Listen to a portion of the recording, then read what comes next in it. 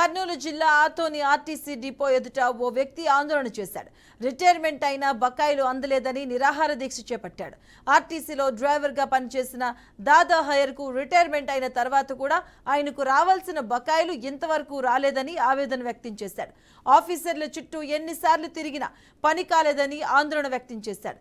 DM సరిగా పని చేయకపోవడం వల్లనే తనకు రావాల్సిన బకాయిలు రాలేదని ఆరోపించాడు. సంబంధిత అధికారులు ఇప్పటికైనా స్పందించి తనకు రావాల్సిన బకాయిలు వెంటనే విడుదల చేయాలని దాదా హయర్ కోరారు.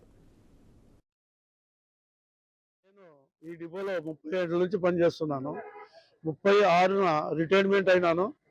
రిటైర్మెంట్ అయిన తర్వాత మాకు రావాల్సిన బకాయిలు అన్ని ఏవి రాలేదు. దానివల్ల నేను అందరినీ ఆఫీస్ వారి చుట్టూ తిరిగినాను. అయినా ఎవరు స్పందించలేదు. అయినా మా సిటిఎం సార్ గారికి, డిఎం సార్ గారికి అన్ని విషయాలు తెలిపినా కూడా వాళ్ళు కూడా ఏం పట్టించుకోలేదు. తర్వాత నేను 6వ తారీఖున ఒక మెమోరాండం ఇవ్వడం జరిగింది. నాకు రావాల్సిన బకాయిలు రాకపోతే నేను గురువారం రోజు నిరాహార దీక్ష కూర్చుంటానని చెప్పినాను.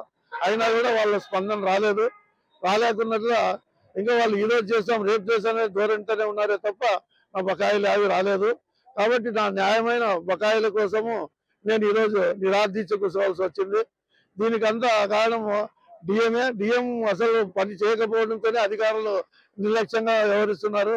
నేను ఈ డిపోలో 30 ఏళ్ల నుంచి పనిచేస్తున్నాను.